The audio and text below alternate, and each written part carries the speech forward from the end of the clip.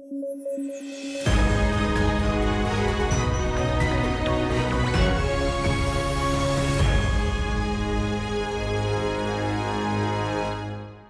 News at 9 programme में आपका स्वागत है। मैं हूं अमृत उपाध्याय। आइए जल्दी से देखें आज के हेडलाइंस। डोनाल्ड ट्रंप ने दी भारत को धमकी, रेसिप्रोकल टैक्स लगाने की कही बात। भारत में तीसरा सबसे बड़ा निवेशक है अमेरिका। रूस ने खुद का कैंसर वैक्सीन डेवलप करने का किया दावा। एडवांस जेनेटिक और mRNA तकनीकों पर है आधारित। 2025 की शुरुआत तक इस्तेमाल के लिए हो जाएगा उपलब्ध। और अंतरिक्ष में ब्लैक होल के नजदीक मिला जुड़वां तारा। D9 बाइनरी स्टार सिस्टम दिया गया है नाम। तेज गुरुत्वाकर्षण के कारण ब्लैक होल के नजदीक नहीं टिक पाते हैं कोई पिंड। आइए शुरू करें। अमेरिका के प्रेसिडेंट इलेक्ट डोनाल्ड ट्रंप अभी कुर्सी पर बैठे भी नहीं हैं, इसके पहले ही सुर्खियों में छा गए हैं। रोज चौंकाने वाले फैसले ले रहे हैं। अब उन्होंने एक कार्यक्रम में भारत पर रेसिप्रोकल टैक्स लगाने की सीधी सीधी धमकी दे डाली है। ट्रंप के मुताबिक भारत और ब्राजील उन देशों में शामिल हैं जो कुछ अमेरिकी प्रोडक्ट्स पर हाई टैरिफ लगाते हैं। रेसिप्रोकल टैक्स का मतलब होता है कि भारत अमेरिकी प्रोडक्ट्स पर जितना टैक्स लगाएगा उतना ही टैक्स अब ट्रंप गवर्नमेंट द्वारा भारतीय प्रोडक्ट्स पर भी लगाए जाएंगे। आसान शब्दों में कहें तो अगर भारत अमेरिकी प्रोडक्ट्स पर 100% टैरिफ लगाता है तो अमेरिका भी बदले में ऐसा ही करेगा, वह भी भारत पर 100% टैरिफ लगाएगा। भारत और अमेरिका की व्यापार संरचना की बात करें तो 2023-24 में अमेरिका भारत का सबसे बड़ा व्यापारिक साझेदार रहा है। पिछले वित्त वर्ष में भारत ने अमेरिका को 77.51 अरब डॉलर का निर्यात किया, जबकि अमेरिका से 42.2 अरब डॉलर का आयात किया गया। वहीं चालू वित्त वर्ष में अप्रैल से अक्टूबर के दौरान अमेरिका को किए गए निर्यात में करीब 6% और आयात में 2.46% की बढ़ोतरी दर्ज हुई है। वित्त वर्ष 2020 और 2024 के बीच अमेरिका में किए गए भारत का व्यापारिक निर्यात 46% बढ़ा है और 77.5 बिलियन डॉलर पर पहुंच गया है। दूसरी तरफ दोनों देशों के बीच सेवाओं का व्यापार 2018 के मुकाबले 30% बढ़कर 2024 में 70.5 बिलियन डॉलर तक पहुंचने का अनुमान है। इन सब के अलावा अमेरिका भारत में तीसरा सबसे बड़ा निवेशक भी है। अप्रैल 2000 से जून 2024 के बीच अमेरिका से भारत में 66.7 बिलियन डॉलर का FDI यानी फॉरेन डायरेक्ट इन्वेस्टमेंट प्राप्त हुआ था। आपको बता दें कि भारत अमेरिका से पेशेवर, वैज्ञानिक और तकनीकी सेवाओं तथा विनिर्माण और IT प्रोडक्ट्स का प्रमुख आयातक है। रूस की एक समाचार एजेंसी ने बड़ा दावा किया है। इसके मुताबिक यूक्रेन के विरुद्ध जंग के बीच रूस ने अपनी खुद की कैंसर वैक्सीन डेवलप कर ली है। इसे कई अनुसंधान केंद्रों के साथ साझेदारी में एडवांस्ड जेनेटिक तकनीकों के इस्तेमाल से डेवलप किया गया है। इस वैक्सीन को लेकर रूसी संस्था Gamaleya national research centre for epidemiology and microbiology के निदेशक अलेक्जेंडर गिंट्सबर्ग का दावा है कि यह प्री क्लिनिकल टेस्ट्स में सफल रही है। यह वैक्सीन कैंसर के लिए जिम्मेदार ट्यूमर के विकास को नियंत्रित करने की क्षमता रखती है। उम्मीद है कि इसे 2025 की शुरुआत तक सार्वजनिक तौर पर इस्तेमाल के लिए उपलब्ध करा दिया जाएगा। इस वैक्सीन की सबसे बड़ी खासियत यह है कि यह mRNA तकनीक पर आधारित है। mRNA का मतलब होता है मैसेंजर RNA। यह एक ऐसा मॉलिक्यूल यानी अणु होता है जो DNA से मिले खास निर्देश को राइबोसोम तक पहुंचाने के लिए जिम्मेदार होता है। एक तरह से यह DNA और राइबोसोम के बीच मैसेंजर के रूप में काम करता है। वहीं राइबोसोम कोशिका के भीतर प्रोटीन के निर्माण के लिए जिम्मेदार है। आइए अब जानते हैं कि mRNA वैक्सीन कैंसर के खिलाफ कैसे काम करती है। mRNA वैक्सीन में मैसेंजर RNA के एक छोटे टुकड़े का इस्तेमाल होता है। इस वैक्सीन को शरीर में जैसे ही इंजेक्ट किया जाता है वैसे ही शरीर की कोशिकाओं को कैंसर कोशिकाओं के खिलाफ एक खास प्रोटीन का उत्पादन करने का निर्देश मिलता है। अगर शरीर उस खास प्रोटीन को डेवलप कर लेता है तो इसका मतलब है कि शरीर में कैंसर कोशिकाओं के खिलाफ इम्यूनिटी डेवलप हो गई है, जिसके बाद शरीर की प्रतिरक्षा प्रणाली उन कैंसर कोशिकाओं को पहचानने और उन पर हमला करके उन्हें नष्ट करने के लिए तैयार हो जाती है।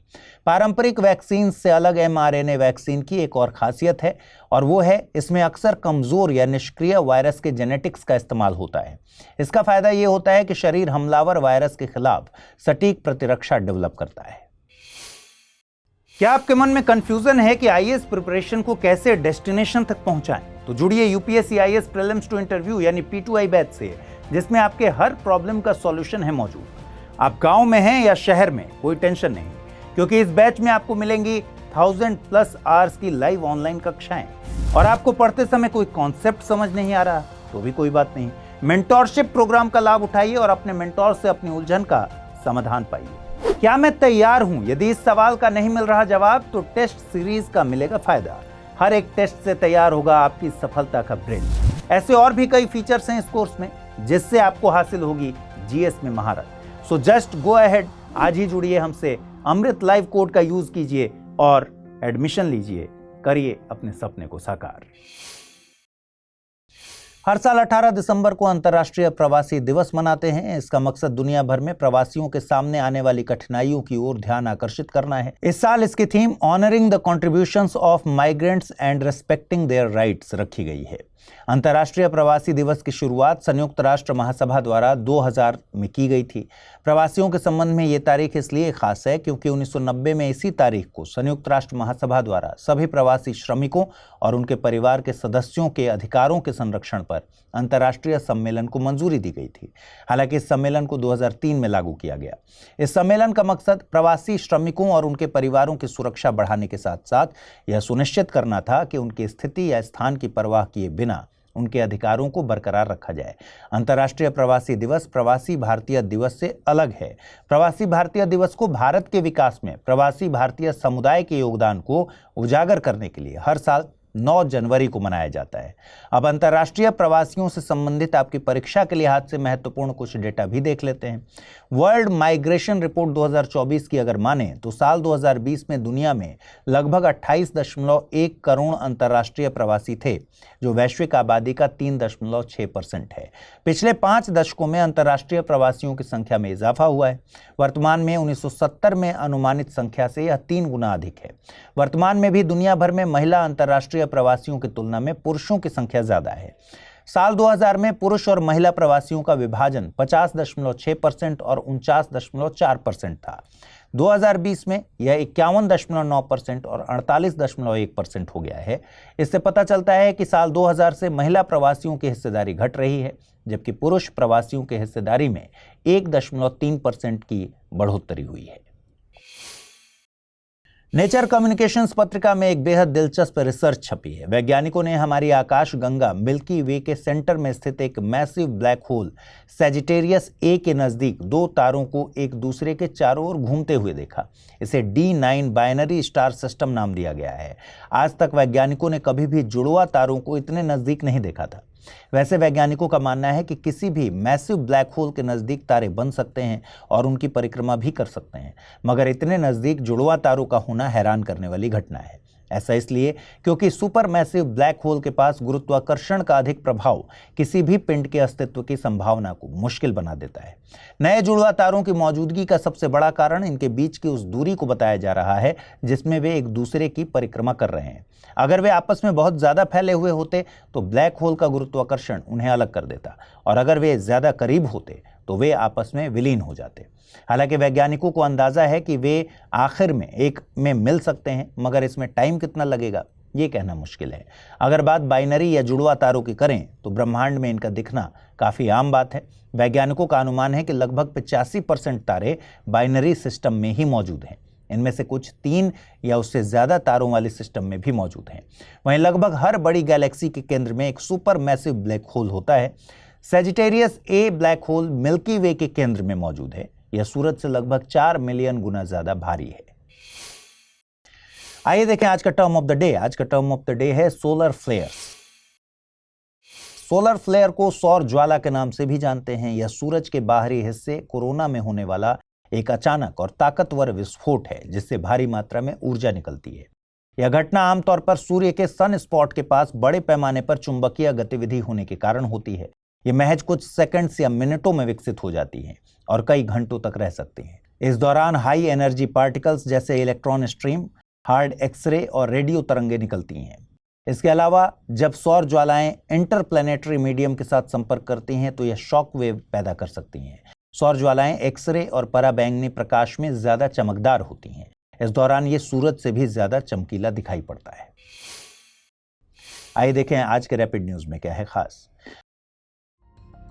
हर साल 18 दिसंबर को माइनॉरिटी राइट्स डे यानी अल्पसंख्यक अधिकार दिवस के रूप में मनाया जाता है। यह दिन संयुक्त राष्ट्र द्वारा 1992 में नेशनल एथनिक, धार्मिक और भाषाई अल्पसंख्यकों के अधिकारों पर घोषणा अपनाने की याद में मनाया जाता है।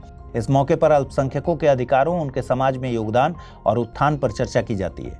गौरतलब है कि भारतीय संविधान अल्पसंख्यकों सहित अपने सभी नागरिकों को मौलिक अधिकारों की गारंटी देता है और भेदभाव से उनकी सुरक्षा सुनिश्चित करता है। भारत में मान्यता प्राप्त 6 धार्मिक अल्पसंख्यक समुदाय हैं, जिसमें मुस्लिम, ईसाई, सिख, बौद्ध, पारसी और जैन शामिल हैं। हालांकि भारतीय संविधान में अल्पसंख्यक शब्द को परिभाषित नहीं किया गया है। भारत में पिछले 5 सालों में ई वेस्ट यानी इलेक्ट्रॉनिक कचरे का उत्पादन काफी तेजी से बढ़ा है। ई वेस्ट के उत्पादन में सबसे अधिक वृद्धि 2019-20 और 2020-21 के बीच देखी गई। वहीं ओवरऑल ई वेस्ट 2019-20 में 1.01 मिलियन मीट्रिक टन से बढ़कर 2023-24 में 1.75 मिलियन मीट्रिक टन हो गया, जो कि लगभग 72% की वृद्धि को दिखाता है। ई वेस्ट में हैवी मेटल और केमिकल मौजूद रहते हैं, जैसे सीसा, पारा, निकल, कैडमियम इत्यादि। ये सभी मिलकर सेहत और पर्यावरण को नुकसान पहुंचा सकते हैं। आपको बता दें कि सरकार ने इस समस्या से निपटने के लिए ई वेस्ट प्रबंधन नियम 2022 जारी किए, जो 1 अप्रैल 2023 से प्रभावी हैं। इन नियमों के तहत उत्पादकों को जिम्मेदार ठहराया गया है और रिसाइकलिंग को बढ़ावा देने पर जोर दिया गया है। हाइड्रोग्राफिक सर्वेक्षण जहाज INS निर्देशक को आज भारतीय नौसेना में शामिल किया गया। यह जहाज सर्वे वेसल लार्ज प्रोजेक्ट के तहत बना दूसरा जहाज है, जिसे कोलकाता के garden reach ship builders and engineers ने तैयार किया है। INS निर्देशक को 80% तक स्वदेशी मटेरियल से तैयार किया गया है। यह जहाज multi beam echo sounder, autonomous under water vehicle, remotely operated वाहन और उन्नत संचार प्रणालियों से लैस है, जो कि भारत की समुद्री सुरक्षा और सहयोग को बढ़ाने में महत्वपूर्ण भूमिका निभाएगा और हिंद महासागर क्षेत्र में रणनीतिक स्थानों पर कार्य करेगा तथा द्वीपीय देशों की हाइड्रोग्राफिक जरूरतों को पूरा करेगा। साथ ही ये भारत की तकनीकी क्षमता, समुद्री सहयोग और सागर पहल को भी मजबूत करेगा। नमस्ते स्कीम यानी national action for mechanised sanitation ecosystem योजना के तहत अब देश भर में अब तक 57,758 से अधिक सीवर और सेप्टिक टैंक कर्मचारियों की प्रोफाइल तैयार की गई थी, जिनमें से 54,574 कर्मचारियों का सत्यापन किया जा चुका है। यह योजना 2023-24 वित्तीय वर्ष में शुरू की गई थी, जिसका मकसद सफाई कर्मचारियों को सुरक्षा, सम्मान और सामाजिक आर्थिक सशक्तिकरण देना था। योजना के तहत अब तक 16,791 व्यक्तिगत सेफ्टी किट और 43 इमरजेंसी रिस्पांस सैनिटेशन किट मुहैया कराई गई है। इसके अलावा सफाई कर्मियों को स्वास्थ्य लाभ, स्वरोजगार के अवसर और आधुनिक उपकरणों के इस्तेमाल के लिए प्रशिक्षण भी दिया जा रहा है। भारत के जाने माने स्पिनर गेंदबाज रविचंद्रन अश्विन ने बॉर्डर गावस्कर ट्रॉफी के तीसरे टेस्ट के दौरान अंतर्राष्ट्रीय क्रिकेट से संन्यास लेने की घोषणा की है। इसी के साथ 38 वर्षीय अश्विन ने 14 साल के अपने शानदार करियर को अलविदा किया है, जिसमें उन्होंने भारत के लिए 106 टेस्ट मैचों में 537 विकेट लिए। वे अनिल कुंबले के बाद भारत के दूसरे सबसे ज्यादा विकेट लेने वाले गेंदबाज हैं। वहीं अंतर्राष्ट्रीय टेस्ट मैच में सर्वाधिक विकेट लेने वाले खिलाड़ियों की सूची में वर्तमान में वे 7वें स्थान पर आते हैं। इसके अलावा वे अभी तक वर्ल्ड टेस्ट चैंपियनशिप के लिए 2019 से 2024 के बीच खेले गए टेस्ट मैचों में सबसे ज्यादा विकेट लेने वाले गेंदबाज हैं। आइए जल्दी से देखें आज के बुलेटिन पर आधारित सवाल। पहला सवाल, 18 दिसंबर 2024 को मनाए गए अंतर्राष्ट्रीय प्रवासी दिवस की थीम क्या है? Honouring the contributions of migrants for the future, honouring the contributions of migrants and respecting their rights, honouring the contributions of migrants for international peace, या फिर इनमें से कोई नहीं। अगला प्रश्न है, नमस्ते स्कीम संबंधित है रेलवे कर्मचारियों से, सीवर और सेप्टिक टैंक कर्मचारियों से, सुरक्षा कर्मचारियों से, या फिर सभी तीनों? आइए देखिए पिछले बुलेटिन मैंने आपसे कौन से सवाल पूछे थे, उनके सही जवाब क्या हैं। पहला प्रश्न है, वृक्ष माता और पौधों का विश्वकोश नाम से मशहूर रही पर्यावरणीय कार्यकर्ता तुलसी गौड़ा का हाल ही में निधन हो गया। वे किस जनजाति से संबंधित थी? हलक्की, चेंचू, हक्की पिक्की, या फिर टोडा? सही जवाब है विकल्प ए यानी हलक्की। अगला प्रश्न है, सौर ऊर्जा उत्पादन के मामले में भारत वैश्विक स्तर पर कौन से नंबर पर आता है? पहला, दूसरा, तीसरा, या फिर चौथा? सही जवाब है विकल्प सी यानी तीसरा। तो आज इस बुलेटिन में इतना ही। कल रात 9 बजे आपसे फिर से मुलाकात होगी। इस बुलेटिन को लाइक कीजिए।